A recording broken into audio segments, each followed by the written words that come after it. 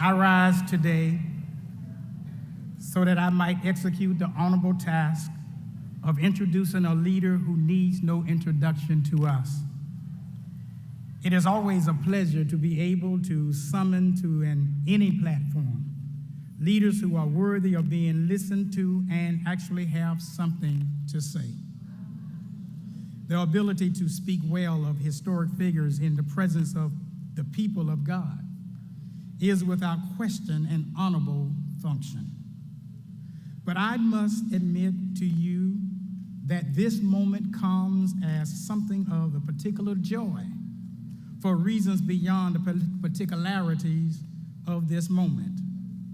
And I say this because Alexis de Tocqueville made 3 predictions in his monumental book entitled Democracy in America. His first prediction was that the United States and Russia would become superpowers on the world stage. And as it relates to that prediction, Alexis de Tocqueville was right. His second prediction was that political fanaticism was a threat to democracy in this country. And after what we saw on January the 6th, 3 years ago, and what we continue to see in the MAGA movement led by the former president of the United States, clearly Alexis de Tocqueville was right about that prediction too. But the last prediction that Alexis de Tocqueville made was that black people would never amount to much in America. The last and final prediction that de Tocqueville made was that African Americans would always be second-class citizens in a country that persistently treated them with contempt and constitutional spite. De Tocqueville said that black people would never possess any power, and more importantly, that we would never attain high offices or positions of leadership in this democracy. And while it is true that Alexis got the first 2 predictions correct, he was absolutely wrong about the third prediction. De Tocqueville should have stopped with the first 2 predictions. With all of his knowledge and ingenuity, de Tocqueville was absolutely blind to the genuine power and perseverance of black people in this country. And if you have any doubt about how wrong he was, the evidence of his error is standing right behind this stage. And we call her the Vice President of the United States of America. Just to be able to stand up here and introduce this remarkable woman is a joy beyond words. And it teaches us that you should never underestimate the power of any community just because you know something about their history. I want to thank all of the organizers who brought this moment together, because this is an honor. We don't need anybody to introduce us to Kamala Harris. Kamala Harris has always been a part of our community. She has always been in and among us, and not as some culturally curious stranger, but as one of us. Vice President Kamala Harris is not some politician who shows up in our communities because it's election time. That's not the practice, the pattern, or the political instinct of the leader I am about to bring to this microphone. Kamala Harris is a part of the rhythms and the ethos of our community. From Harvard University to being a proud member of Alpha Kappa Alpha Sorority Incorporated, she has always been a part of the grandeur of black life. Her heritage stands at the crossroads of 2 communities, and she has dared to make each of them proud. And not only do we know her, but the people who don't like freedom and democracy know her too. People who are mired with bigotry and hatred have come to know the name of Kamala Harris. People who make threats against democracy and have no compassion for the least of these have suddenly found out what this and who this remarkable woman happens to be.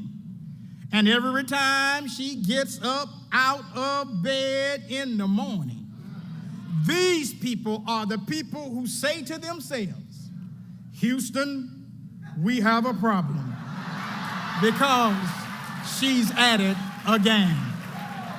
Because here is a woman who has stood up for women's rights and what should be the constitutional right of every woman to decide what she should do with her body, and who is a fighter for our fundamental freedoms, from protecting voting rights to keeping our communities safe from gun violence and helping our communities have access to capital to build their small businesses.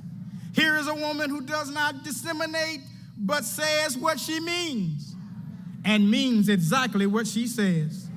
I want you to understand that we are in the presence of somebody who was not only the first woman to be the district attorney of San Francisco, or attorney general of the state of California, or the second black woman to be a United States senator. And this is not only the first woman to be vice president of the United States of America, but she is perhaps more importantly a Proverbs 31 woman.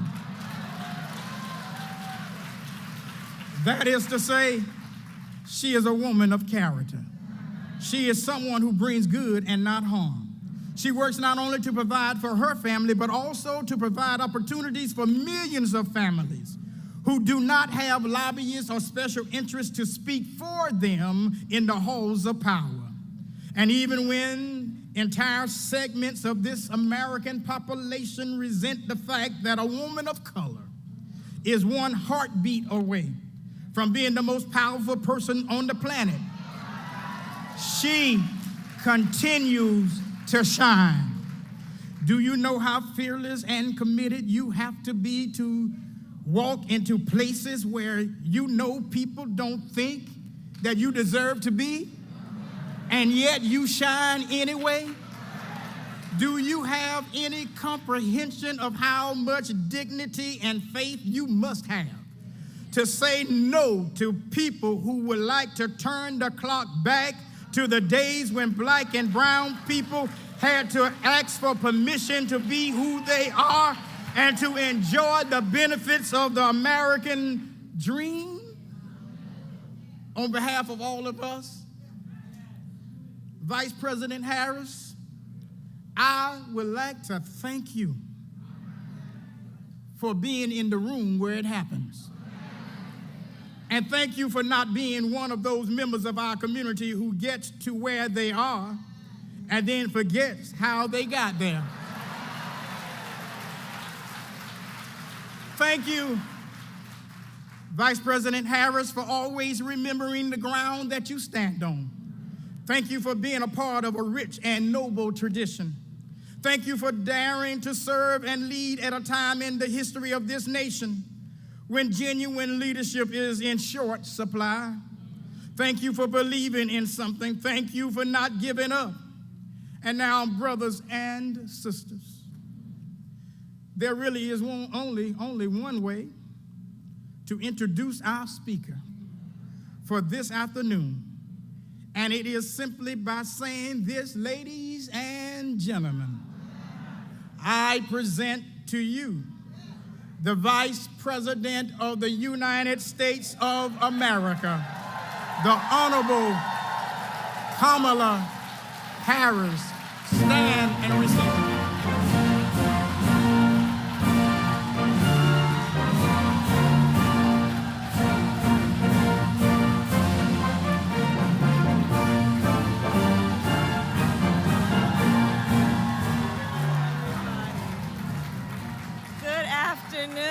Good afternoon. Please have a seat. Good afternoon.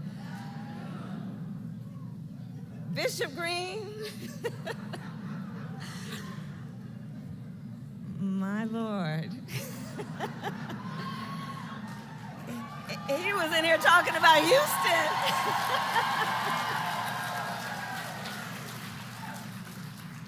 Well, it is my joy and honor to be with everyone. Bishop Green, thank you so very much for that introduction. It was so, it meant so much to me. It meant so much to me, and it is, of course, good to see you again, and I want to thank you for your friendship, for your leadership, and for your sage counsel. And to everyone here, good afternoon. It is good to see all of the friends, the sisters, the brothers, everyone. And it's, of course, very good to be back in South Carolina. So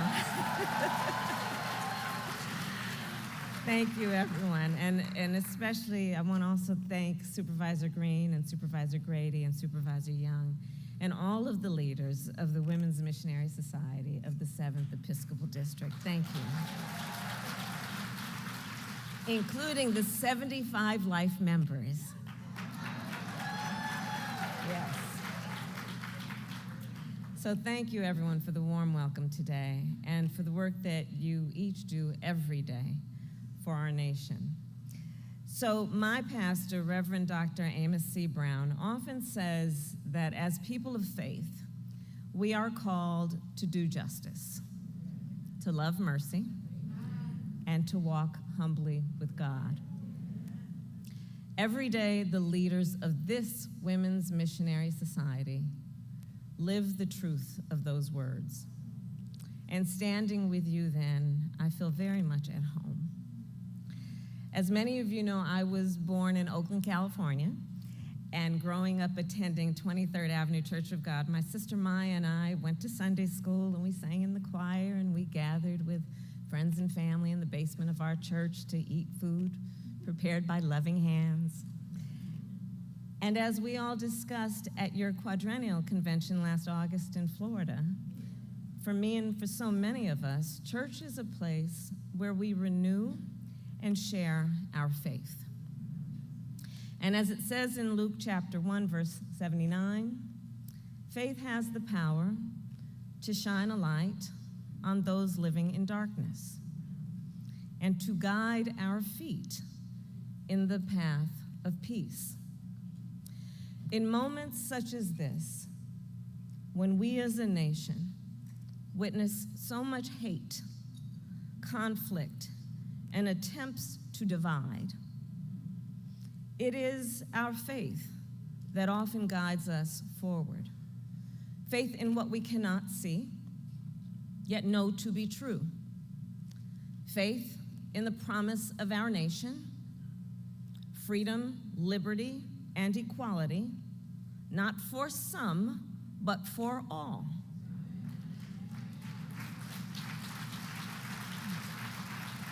And for generations, members of this church have led the fight to make real America's promise. Great Americans like Sarah Allen, Denmark Vesey, Rosa Parks, and of course, Congressman Jim Clyburn.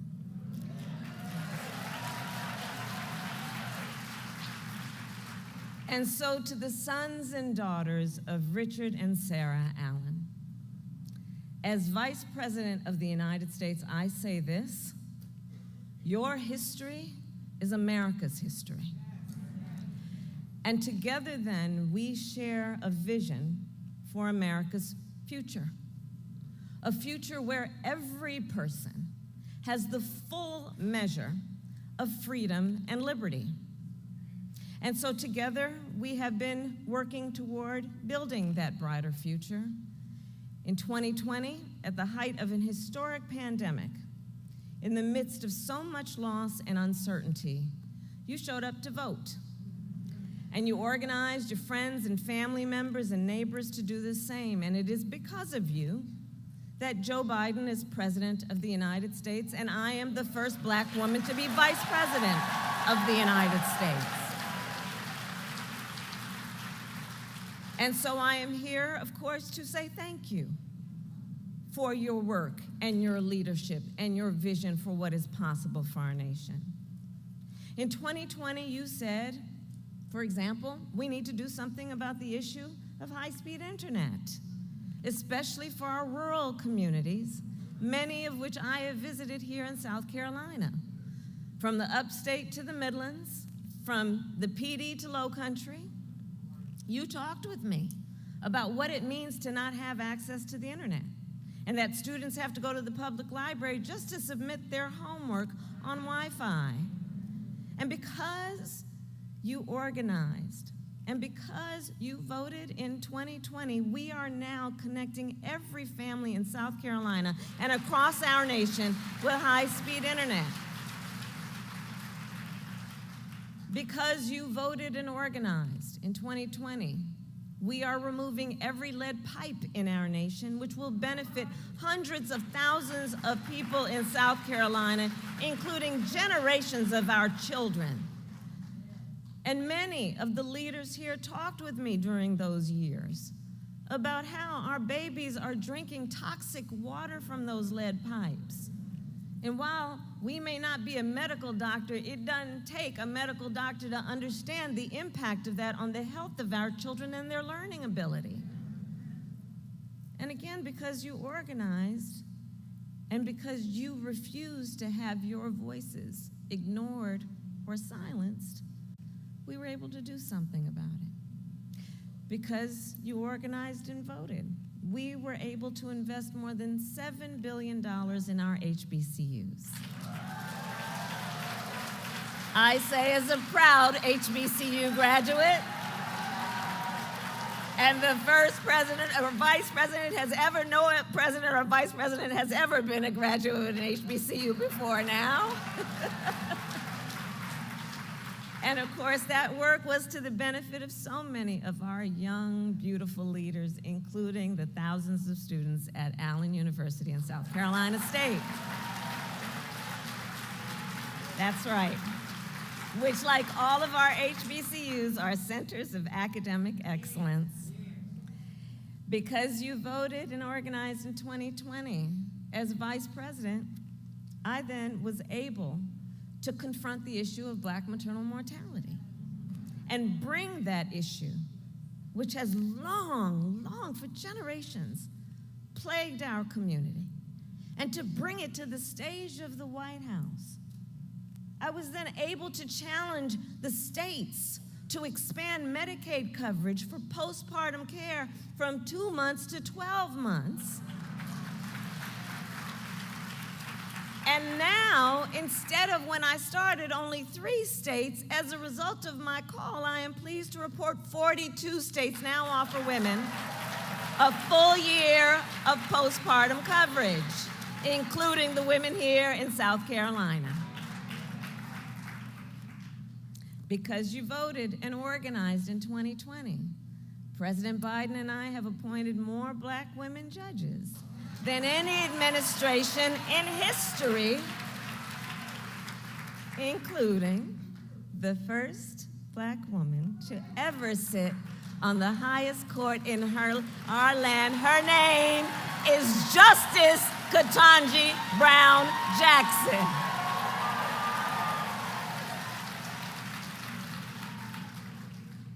And I go through that list as a a variation of a longer list to say, elections matter, leadership matters, and it makes a difference in the lives of people who, for the most part, many of us may never meet, who, for the most part, may never know our names, but because of your leadership, their lives are forever impacted. Because of your faith in the promise of America, we together can move our country forward. But understand, while we fight for progress, there are those who are trying to pull us backward. In this moment, we are witnessing a full-on attack on hard-fought, hard-won freedoms and rights. Just consider, in states across our nation, extremists attack the freedom to vote. They have the gall to pass laws to ban drop boxes, to limit early voting, to make it illegal to offer food and water to people who stand in line for hours simply to exercise their civic duty and right. To the elders, I say, whatever happened to love thy neighbor? The hypocrisy abounds. In states across our nation, extremists pass laws that criminalize doctors and punish women who seek basic reproductive health care. And I know we all here agree. One does not have to abandon their faith or deeply held beliefs to agree that the government should not be telling her what to do with her body.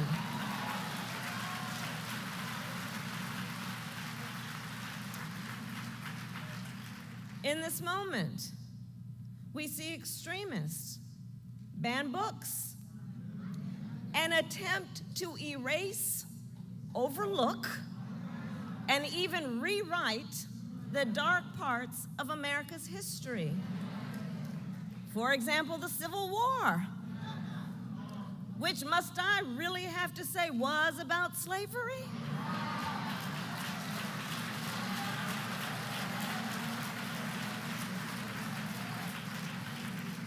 And all of this, by the way, while they stand by and refuse to pass reasonable gun safety laws to keep our children and places of worship safe. And let us not ever stop fighting to address the epidemic of gun violence in honor of the memory of Reverend Pinckney and all those we have lost.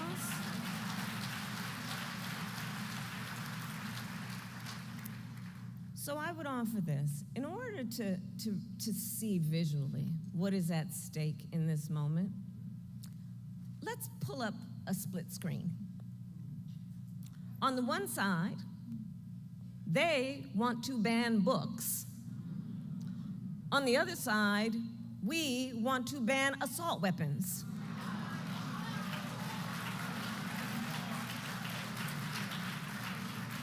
They think government should tell a woman what to do with her body. We trust women to know what is in their own best interest. And women trust us to protect their fundamental freedoms. We fight to protect the sacred freedom to vote, while they try to silence the voice of the people. And as Bishop said, just remember where we all were. I ask you to remember where you were 3 years ago today. January 6th, 2021. When a mob violently attacked the United States Capitol. They used brutal force and fear to try and overturn the results of a free and fair election. They tried to overrule the votes of millions of Americans. On that day, we saw violence, chaos, and lawlessness. But some so-called leaders still tried to mislead and gaslight by claiming it was a peaceful protest. Can you imagine? Like we weren't watching? These extremist leaders say that the group was led by, quote, great patriots. Let's pay attention. Is that how you define who loves our country? On January 6th, we were reminded that even though, yes, we have come a mighty long way, we still have far to go. And we still have work to do. And I believe that there is a duality to the nature of democracy, to its nature. On the one hand, when a democracy is intact, it is extremely strong in terms of what it does and the strength that it gives its people in the protection and preservation of individual rights, freedoms, and liberty. Incredibly strong. And it is, on the other hand, extremely fragile. It is only as strong as our willingness to fight for it. So, to the sons and daughters of Richard and Sarah Allen, in this moment, our nation once again needs your leadership. As you have done for generations, to defend our most sacred ideals, to continue to organize, energize, and make your voices heard. And at this moment in history, I say, let us not throw up our hands when it's time to roll up our sleeves. Because we were born for a time such as this. And we love our country. We believe in the principles upon which we were founded, and guided by our faith, we are prepared to fight for all that we know is right and hold dear. And I know that when we fight, we win. God bless you, and God bless the United States of America.